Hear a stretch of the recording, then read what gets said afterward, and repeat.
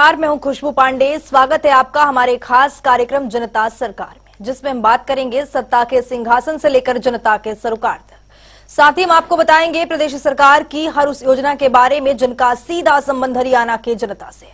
जो योजनाएं प्रदेश के विकास को नई गति प्रदान करेंगी और हरियाणा की जनता का चहुमुखी विकास भी करेंगी, ताकि प्रदेश की जनता तरक्की की राह पर आगे बढ़े और हरियाणा प्रदेश निरंतर उन्नति की नई ऊंचाइयों को छूता हुआ प्रगतिशील रहे। तो अगले 30 मिनट तक बने रहिए हमारे साथ और देखते रहिए जनता सरकार।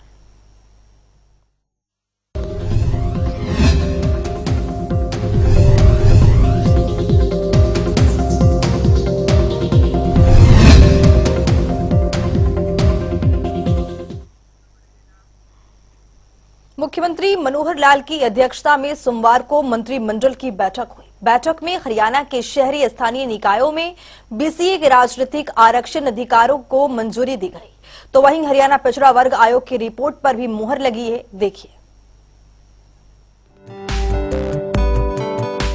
मुख्यमंत्री मनोहर लाल की अध्यक्षता में कैबिनेट की बैठक हुई, जिसमें कई अहम मुद्दों पर विचार विमर्श हुआ। बैठक में हरियाणा के शहरी स्थानीय निकायों में बीसीए के राजनीतिक आरक्षण अधिकारों को मंजूरी दी गई, तो वहीं हरियाणा पिछड़ा वर्ग आयोग की रिपोर्ट पर भी मुहर लगी। इस दौरान मुख्यमंत्री ने कहा कि राजनीतिक व्यवस्था में पिछड़े वर्गों का राज्य में प्राप्त प्रतिनिधित्व नहीं है। तो चलिए ग्राफिक्स के जरिए समझते हैं कि बैठक में किन किन मुद्दों पर मुहर लगी है। मुख्यमंत्री मनोहर लाल की अध्यक्षता में बैठक हुई। हरियाणा के निकायों में बीसीए आरक्षण को मंजूरी मिली। मुख्यमंत्री मनोहर लाल ने कैबिनेट बैठक में मुहर लगाई। पिछड़े वर्ग का पर्याप्त प्रतिनिधित्व कम होने पर फैसला लिया। ब्लॉक ए का पद होगा आरक्षित। पदों की संख्या का 8% आरक्षित होगा।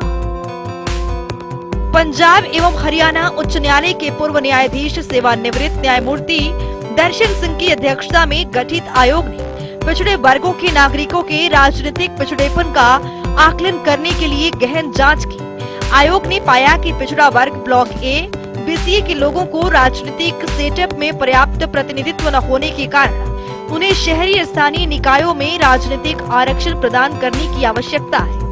हर एक नगर निगम, नगर परिषद और नगर पालिका में पार्षद का पद नागरिकों के ब्लॉक ए के पिछड़े वर्गों के लिए आरक्षित होगा। इस तरह आरक्षित सीटों की संख्या उस क्षेत्र में सीटों की कुल संख्या के समान अनुपात में हो सकती है। शहरी स्थानीय क्षेत्र उस शहरी स्थानीय क्षेत्र में कुल आबादी के नागरिकों के पिछड़े वर्ग ब्लॉक ए की आबादी की आधे प्रतिशत के रूप में होगी। अगर दशमलव मान 0.5 या अधिक है तो इससे अगले उच्च पूर्णांक तक पूर्णांकित किया जाएगा, बशर्ते कि पिछड़े वर्ग ए की आबादी सभा क्षेत्र की कुल आबादी का 2% या अधिक है, तो प्रत्येक निकाय में पिछड़े वर्ग ए से संबंधित कम से कम एक पार्षद होगा। नगर निगमों, नगर परिषदों और नगर पालिकाओं में महापौर अध्यक्षों के पदों की संख्या का 8% नागरिकों के पिछड़े वर्ग ब्लॉक ए के लिए आरक्षित होगा। दशमलव मान 0.5 या अधिक होने की स्थिति में से अगले उच्च पूर्णांक तक पूर्णांक बनाया जाएगा। आयोग ने कहा है कि शीर्ष न्यायालय के निर्देशानुसार आरक्षण किसी भी नगर निकायों में अनुसूचित जाति और बीसीए ए के पक्ष में आरक्षित कुल सीटों के कुल 50% से अधिक नहीं होगा। आगे स्पष्ट किया गया है कि पिछड़े वर्ग ए के लिए इस तरह आरक्षित सीटों की संख्या को अनुसूचित जातियों के लिए आरक्षित सीटों की संख्या के साथ जोड़ने पर अगर उनकी कुल संख्या नगर निकायों की कुल सीटों के 50% से अधिक हो जाती है, तो पिछड़े वर्ग ए के लिए आरक्षित सीटों की संख्या को वहीं तक रखा जाएगा, जिससे कि अनुसूचित जाति और बीसीए का आरक्षण नगर पालिका, नगर परिषद और नगर निगम के सदस्यों की कुल सीटों के 50% से अधिक न। रिपोर्ट में आरक्षण को उदाहरण देकर कहा गया है कि शहरी स्थानीय क्षेत्र में ए नागरिकों के ब्लॉक ए के पिछड़े वर्ग की आबादी उस शहरी स्थानीय क्षेत्र की कुल आबादी का 25% है, तो 12.5% सीटें पिछड़े वर्ग के ब्लॉक ए नागरिकों के लिए आरक्षित होंगी। जहां किसी दिए गए शहरी स्थानीय क्षेत्र में अनुसूचित जाति की आबादी 50% या उससे अधिक है, वहां के नागरिकों के पिछड़े वर्ग ब्लॉक ए को उनकी आबादी के प्रतिशत के बावजूद कोई आरक्षण नहीं होगा। जहां अनुसूचित जाति की संख्या शहरी स्थानीय निकाय की जनसंख्या का 40% है और शहरी स्थानीय क्षेत्र में 10 सीटें हैं, तो अनुसूचित जाति के लिए 4 सीटें आरक्षित होंगी। शेष 1 सीट पिछड़ा वर्ग ब्लॉक ए के लिए उपलब्ध होगी। पिछड़ा वर्ग ब्लॉक ए के नागरिकों को नगर पालिका में एक सीट मिलेगी। भले ही उनके लिए उपलब्ध आरक्षण के प्रतिशत के अनुसार कोई सीट उपलब्ध न हो, बशर्ते कि संबंधित शहरी स्थानीय क्षेत्र में उनकी आबादी 2% से कम न हो। जनता टीवी के लिए चंडीगढ़ से पवन सिवर की रिपोर्ट। मणिपुर में फंसे छात्रों की वापसी के लिए हरियाणा की मनोहर सरकार लगातार वहां की स्थिति पर नजर बनाए हुए है। साथ ही मुख्यमंत्री मनोहर लाल के प्रयासों से वहां फंसे छात्रों के सकुशल वापसी का सिलसिला शुरू हो चुका है। ये रिपोर्ट देखिए। हरियाणा सरकार प्रदेश के युवाओं के भविष्य के लिए कई बेहतर योजना चला रही है, जिससे प्रदेश के युवा बेहतर भविष्य की ओर अग्रसर है और युवाओं के बेहतर भविष्य के लिए मनोहर सरकार निरंतर योजनाओं पर काम कर रही है। इसी कड़ी में मणिपुर के हिंसाग्रस्त क्षेत्रों से फंसे छात्रों को प्रदेश सरकार वहां से वापस लाने का काम कर रही है। मुख्यमंत्री मनोहर लाल के प्रयास से छात्रों को सकुशल वापस लाया जा रहा है, जिसके लिए सरकार की ओर से पुख्ता इंतजाम भी किए गए। मुख्यमंत्री मनोहर लाल खुद मणिपुर की हर स्थिति पर नजर बनाए हुए हैं। साथ ही अधिकारियों को जल्द से जल्द छात्रों की सकुशल वापसी के निर्देश दिए, जिसके लिए वहां फंसे छात्रों की सूची तैयार कर ली है। और अभी तक प्राप्त सूचना के अनुसार 16 छात्र मणिपुर में विभिन्न संस्थाओं में शिक्षा ग्रहण कर रहे हैं, जिनकी इच्छा अनुसार उन्हें वापसी लाने का काम जारी है। वहीं इस संबंध में जानकारी देते हुए बताया गया कि हरियाणा के मुख्यमंत्री कार्यालय के अधिकारी मणिपुर में मुख्यमंत्री कार्यालय के अधिकारियों और मुख्य सचिव के साथ निरंतर संपर्क में है और हर स्थिति का अपडेट ले रहे हैं। इसके साथ ही मणिपुर के मुख्य सचिव ने बताया कि वहां हरियाणा के सभी छात्र सुरक्षित हैं और उन्हें हर सुविधा प्रदान की जा रही है। किसी भी तरह से घबराने की आवश्यकता नहीं। वहीं दूसरी ओर मणिपुर में हरियाणा के 5 छात्र NIT मणिपुर, 8 छात्र IIT मणिपुर और 3 छात्र NSU और मणिपुर में शिक्षा प्राप्त कर रहे हैं और छात्रों को वापसी हरियाणा लाने के लिए हर प्रकार की व्यवस्था पर ध्यान दिया जा रहा है, क्योंकि अन्य राज्य भी अपने राज्यों के छात्रों को मणिपुर से निकाल रहे हैं। इसीलिए फ्लाइट्स की व्यवस्था और एयर ट्रैफिक के अनुसार हरियाणा सरकार कोलकाता से दिल्ली रूट पर भी विचार कर रही है। इसके साथ ही सरकार ने यूक्रेन में फंसे अपने नागरिकों को निकालने के लिए अथक प्रयास किए थे और नागरिकों की सकुशल वतन वापसी करवाई थी। उसी तरह से मणिपुर के हिंसाग्रस्त क्षेत्र से भी छात्रों को सकुशल अपने घर लाया जाएगा। हरियाणा की मनोहर सरकार प्रदेश के युवाओं के लिए कई बेहतर योजनाओं पर काम कर रही है, जिससे प्रदेश के युवा के भविष्य उज्जवल हो सके और लगातार बच्चे प्रदेश का नाम रोशन कर सके। ब्यूरो रिपोर्ट, जनता टीवी। हरियाणा वो प्रदेश जिसकी गिनती देश के अग्रणी राज्यों में की जाती है। हरियाणा की छवि वर्तमान शासन में और भी ज्यादा मजबूत हुई है, क्योंकि यहाँ के नागरिकों और व्यवस्थाओं के बीच सुगमता के वो रास्ते गढ़े गए हैं, जहां से होकर नागरिकों को उन तमाम कल्याणकारी योजनाओं और सेवाओं का लाभ प्राप्त हो रहे हैं जिनके वो हकदार है। इसी कड़ी में मनोहर सरकार ने गरीब और जरूरतमंदों के विकास के लिए मुख्यमंत्री अंत्योदय परिवार उत्थान योजना की शुरुआत की है। इस योजना के लिए परिवारों के पहचान पत्र के जरिए लोगों को लाभ मिल रहा है और गरीब जरूरतमंदों को विकास के पद पर आगे बढ़ाने के लिए उन्हें प्रोत्साहित भी किया जाता है। देखिए। हरियाणा के मुख्यमंत्री मनोहर लाल के कुशल नेतृत्व में हरियाणा प्रदेश विकास के पथ पर अग्रसर हो रहा है। मुख्यमंत्री का सोच है कि योजनाओं का लाभ प्रदेश के हर एक नागरिक तक पहुंचे। इसी कड़ी में हरियाणा के मुख्यमंत्री मनोहर लाल ने मुख्यमंत्री अंत्योदय परिवार उत्थान योजना की शुरुआत। इस योजना के तहत कौशल विकास, स्वरोजगार और रोजगार सृजन की शुरुआत की ओर कदम बढ़ाया गया है, ताकि अंत्योदय परिवारों की न्यूनतम वार्षिक आय 1 लाख से 1,80,000 तक प्रति वर्ष बढ़ाई जा सके। मुख्यमंत्री के इस दूरगामी सोच से प्रदेश के लोगों का निरंतर विकास सुनिश्चित हुआ है। इस योजना का शुभारंभ मुख्यमंत्री मनोहर लाल ने साल 2022 में गुरु रविदास की 644वीं जयंती के अवसर पर किया था। अपना मुख्यमंत्री अंत्योदय परिवार उत्थान योजना, इस योजना पर जो हमारा काम हुआ है, 2 हमारे जो फेज में मेले लग चुके हैं। तीसरे फेज को इसी महीने हमने शुरू करना है।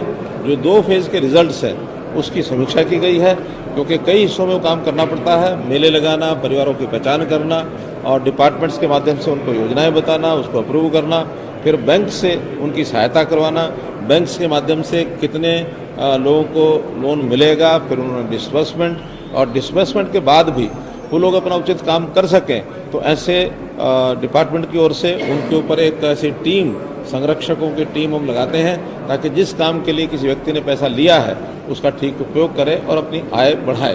तो इस सारे पर कंप्रीहेंसिव विचार हमने किया है और इसका लाभ हमको मिल रहा है। जो 1 लाख का हमने टारगेट किया था उसमें से लगभग 50,000 परिवार पिछले 2 बार के जो हमारे मेले लगे हैं उसके अंदर चिन्हित किया गया, जिनको ये लाभ दिलाया जाएगा। अगला जो फेज़ है इस महीने की 10 तारीख से उसको तीसरे फेज़ को हम शुरू करेंगे ताकि ये तीसरा फेज़ भी महीने के अंत तक। मुख्यमंत्री अंत्योदय परिवार उत्थान योजना हरियाणा के मुख्यमंत्री मनोहर लाल की ओर से राज्य के गरीब परिवारों की आय में वृद्धि करने के लिए शुरू किया गया है। ये एक ऐसी योजना है जिसके जरिए गरीब परिवारों के पहचान पत्र बनाए जाते हैं और गरीब जरूरतमंदों को विकास के पथ पर आगे बढ़ाने के लिए उन्हें प्रोत्साहित किया जाता है। यही नहीं, हरियाणा अंत्योदय परिवार उत्थान योजना के तहत कुछ परिवारों को चयन भी किया जाता है, जिनकी आय को बढ़ाने के लिए सरकार की ओर से हर संभव प्रयास करने की पूरी रूपरेखा भी तैयार की जाती है, जिसके तहत इन सभी परिवारों को विभागीय योजनाओं के बारे में जानकारी प्रदान की जाती है और इसमें आवेदन करवाने के लिए भी एक ऐप का शुभारंभ किया गया है। तो चलिए अब ग्राफिक्स के जरिए समझते हैं। हरियाणा सरकार परिवार स्तर पर आर्थिक सहायता के लिए तत्पर। 1 लाख सालाना से कम आय वाले परिवारों के बनते हैं परिवार पहचान पत्र। परिवारों को गरीबी रेखा से ऊपर उठाने का किया जा रहा है प्रयास। पहचान पत्र बन जाने से सरकार के पास होगी लाभार्थियों की सूची। सरकार की ओर से सूची के जरिए लाभार्थियों के उत्थान का प्रयास जारी। सरकार की ओर से बेरोजगार नागरिकों को कौशल विकास प्रशिक्षण किए जाते हैं प्रदान। राज्य के लगभग 1 लाख परिवारों को योजना का मिल रहा है लाभ। 8,000 से 9,000 प्रति माह की आय वाले परिवारों के लिए किए जाते हैं ज्यादा प्रयास। शिरोमणि गुरु रविदास जी के 644वीं जयंती के अवसर पर योजना की शुरुआत। सीएम मनोहर लाल ने वीसी के जरिए की हरियाणा अंत्योदय परिवार उत्थान योजना की घोषणा। हरियाणा के नागरिकों को आत्मनिर्भर और सशक्त बनाना है योजनाओं का उद्देश्य। हरियाणा में योजना के लागू होने के बाद से बेरोजगारी दरों में गिरावट आई। राज्य के गरीब नागरिकों को योजना के तहत मिल रहे हैं रोजगार के अवसर। योजना के जरिए राज्य के गरीब परिवारों को दिया जा रहा है ज्यादा धन कमाने का लाभ। अंत्योदय परिवार उत्थान योजना के जरिए गरीब भी हो सकते हैं विकसित। हरियाणा अंत्योदय परिवार उत्थान योजना के पोर्टल के बारे में दी जा रही जागरूकता। योजना के जरिए कम आय वाले परिवारों की वित्तीय सहायता होती है प्राथमिकता। सरकार की ओर से हरियाणा राज्य में पैदा होते हैं रोजगार के नए अवसर। वार्षिक आय 1 लाख से कम वाले परिवारों को मिलती है आय में वृद्धि के अवसर। सरकार की ओर से स्वरोजगार के लिए ब्याज मुक्त ऋण देने की व्यवस्था। वहीं मुख्यमंत्री अंत्योदय परिवार उत्थान योजना के तहत प्रदेश के 1 लाख से ज्यादा गरीब परिवारों की आय बढ़ाने का लक्ष्य निर्धारित किया गया है, जिसमें से पहले 2 चरणों में आयोजित अंत्योदय मेलों में लगभग 50,000 से ज्यादा परिवारों को बैंकों के माध्यम से ऋण उपलब्ध करवाया गया है। तो चलिए अब ग्राफिक्स के जरिए समझते हैं। आवेदक हरियाणा का स्थायी निवासी होना चाहिए। उम्मीदवार की वार्षिक आय 1 लाख से अधिक नहीं होनी चाहिए। आवेदक गरीबी रेखा से नीचे जीवन यापन कर रहे हैं। तो चलिए ग्राफिक्स के जरिए समझते हैं कि आवेदक के लिए महत्वपूर्ण दस्तावेज क्या क्या हो सकता है। Aadhaar card, ration card, passport size photograph, स्थायी प्रमाण पत्र, मोबाइल नंबर, परिवार पहचान पत्र। वहीं इस योजना के तहत हरियाणा के सरकारी महकमों, बोर्ड निगमों और सरकारी संस्थाओं में फिर से अनुबंध आधार पर कर्मचारियों की भर्ती होगी। प्रदेश सरकार ने कच्चे कर्मचारियों की भर्ती पर पिछले साल 28 सितंबर से लगी रोक को हटा दिया है। कच्ची नौकरियों में गरीब परिवारों को युवाओं को प्राथमिकता दी जाएगी। और नौकरी के लिए अंत्योदय परिवार की सूची में शामिल परिवारों, सक्षम युवाओं और जरूरतमंद लोग जिनके परिवारों की वार्षिक आय 1,80,000 रुपए से कम है, उन्हें भी प्राथमिकता दी जाएगी। तो चलिए अब ग्राफिक्स के जरिए समझते हैं कि योजनाओं के तहत शामिल विभाग कौन कौन से हैं। Haryana red cross society, Haryana राज्य बाल भवन परिषद, महिला विकास निगम, पिछड़े वर्ग एवं आर्थिक रूप से कमजोर वर्ग कल्याण निगम हरियाणा, कौशल विकास मिशन, अनुसूचित जाति एवं वित्तीय विकास निगम, सूक्ष्म लघु एवं मध्यम उद्यम निदेशालय, शहरी स्थानीय निकाय विभाग, विकास एवं पंचायत विभाग, रोजगार विभाग, मत्स्य पालन विभाग, बागवानी विभाग, पशुपालन और डेयरी विभाग, ग्रामीण विकास विभाग, सूचना प्रौद्योगिकी मंत्रालय। वहीं हमारे देश में काफी ऐसे लोग हैं जो आर्थिक स्थिति कमजोर होने के कारण अपना जीवन अच्छे से यापन नहीं कर सकते और ऐसे में उन्हें काफी कठिनाइयों का भी सामना करना पड़ता है। इसके चलते मुख्यमंत्री मनोहर लाल की ओर से हरियाणा अंत्योदय परिवार उत्थान योजना का आरंभ किया गया है। इस योजना के माध्यम से गरीब जरूरतमंदों की जीवन स्तर ऊपर उठाने में काफी हद तक राहत मिलेगी और उन्हें विभिन्न प्रकार के रोजगार के अवसर भी प्रदान होंगे। ब्यूरो रिपोर्ट, जनता टीवी। हरियाणा के मुख्यमंत्री मनोहर लाल जल संरक्षण की दिशा में कई महत्वपूर्ण कार्य कर रहे हैं ताकि आने वाली पीढ़ियों को जल संकट का सामना न करना पड़े। इन सबको ध्यान में रखते हुए मुख्यमंत्री मनोहर लाल ने पानी का सही उपयोग करने के लिए प्रदेश के नागरिकों से आह्वान किया है, तो वहीं पानी के संग्रह के साथ साथ उसके प्रबंधन के लिए भी काम करने की अपील की है। देखिए, पानी ये हमारे लिए अमृत है। पानी हमारा, जल ही जीवन है, जैसा कहते हैं हमारा जीवन है। पानी के बिना कुछ नहीं है। शायद कुछ समय तक अन्न के बिना व्यक्ति रह सकता है, लेकिन जल के बिना नहीं रह सकता। जल उसका एक प्रवाह है, उसका एक साइकिल है, प्रकृति का साइकिल है। उसमें जल की हमको प्राप्ति होती है। प्राप्ति के साधन मुख्य रूप से वर्षा है। वर्षा भी एक हमारे क्षेत्र में वर्षा होती है और एक वर्षा मानो हमसे दूर पहाड़ों में होती है, तो पहाड़ों का जो एक पानी का प्रवाह है उसका हिस्सा हमको मिलता है। मोटे रूप से ये दो मात्राएं जो पानी को हमको मिलती हैं। अब उसके बाद उसका संग्रह होता है। संग्रह होता है, डैम्स में संग्रह होता है, फिर वो कहीं हमारे पॉन्ड्स हैं, हमारी झीलें हैं, रिचार्ज होकर के भूगर्भ में जाता है। तो जमीन के अंदर भी पानी का एक बहुत बड़ा संग्रह का भंडार है। अब ये संग्रह जो होता है, उस संग्रह का हम फिर बाद में उपयोग करते हैं। और वो जो उपयोग है, वो उपयोग हमको पता है कि जैसे मुख्य रूप से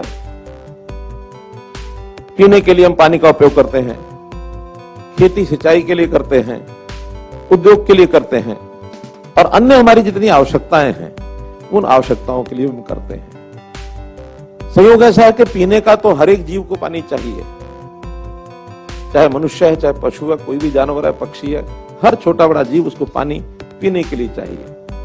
लेकिन एक मनुष्य ही ऐसा है जो पीने के अतिरिक्त और जो उसकी दिनचर्या की दैनिक आवश्यकताएं हैं वो भी पानी पर बहुत निर्भर करती हैं।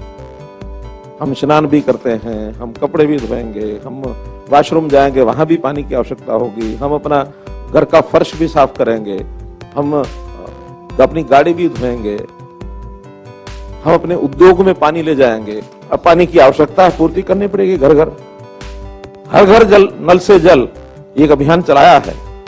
अब उसमें से कोई कहे कि पानी ज्यादा लगता है, ऐसा नहीं है।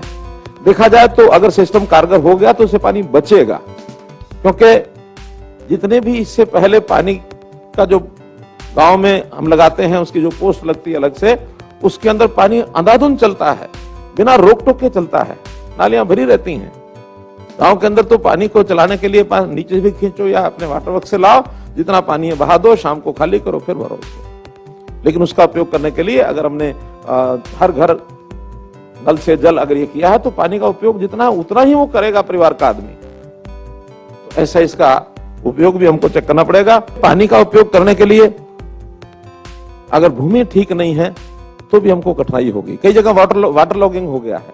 अब वाटर लॉगिंग जो पानी वास्तव में ऊपर है, ऐसा नहीं कि नीचे चोए का पानी सब जगह से आ गया, वो पानी रिचार्ज होकर नीचे नहीं जा रहा। वहां मिट्टी की, भूमि की जो लेयर्स हैं उसमें कहीं गड़बड़ हुई है। अगर वहां भी आप ट्यूबवेल लगा करके पानी निकालना चाहेंगे, वाटर लॉगिंग ऊपर के एरिया में है, नीचे आपको 60 फुट से 50 फुट से नीचे पानी, अच्छा पानी मिलेगा नहीं। पानी हमारे लिए इतना कम ना हो जाए कि अगली पीढ़ी, आने वाली पीढ़ी हमको कहीं कहे कि हमारे पूर्वज जो है वो, उनको कोई समझ नहीं थी, अकल नहीं थी। तो जैसे हमें पानी जो है विरासत में यहाँ तक मिला है, हम अगली पीढ़ी को भी पानी विरासत में दे करके जाए। मुख्यमंत्री मनोहर लाल ने प्रदेश के विकास के लिए कई बड़े फैसले लिए हैं ताकि प्रदेश के नागरिक खुशहाल जीवन जी सके। आपको बता दें कि हरियाणवी नाट्य उत्सव 2023 मनाने के लिए हरियाणा सरकार अब तैयार है। तो चलिए ग्राफिक्स के जरिए समझेंगे। हरियाणवी नाट्य उत्सव 2023 मनाने के लिए तैयार है हरियाणा। 10 मई 2023 तक कर सकते हैं आवेदन। नाटक की अवधि आपको बता दें कि रंग कर्मियों को नाटक की प्रस्तुति की तिथि, समय और स्थान दूरभाषा पर किया जाएगा सूचित। तो वहीं नाटक की अवधि न्यूनतम 45 मिनट और अधिकतम 1 घंटे होगा। तो हरियाणवी नाट्य उत्सव 2023 मनाने के लिए हरियाणा तैयार है। हरियाणा सरकार की कुशल नेतृत्व में लगातार कई योजनाओं पर काम किया जा रहा है। तो हरियाणा सरकार कई अहम फैसलों पर मुहर भी लगा रही है। तो चलिए अब जान लेते हैं कि आज के इस सवाल का विजेता कौन है।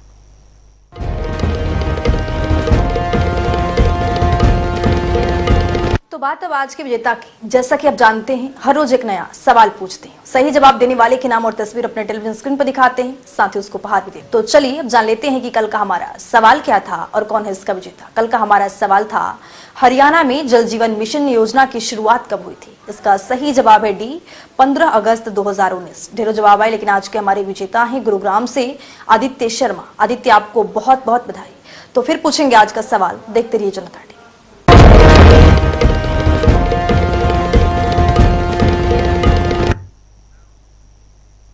तो वक्त हो गया है आज के सवाल का। तो चलिए अब जान लेते हैं कि आज के सवाल में क्या कुछ।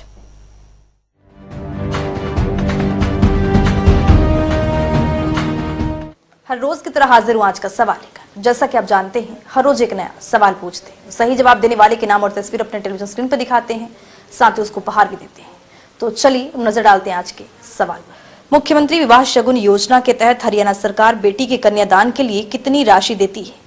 ए 65,000 रुपए, बी 71,000 रुपए, सी 81,000 रुपए, डी 51,000 रुपए। तो दीजिए सही जवाब और बनिए विजेता।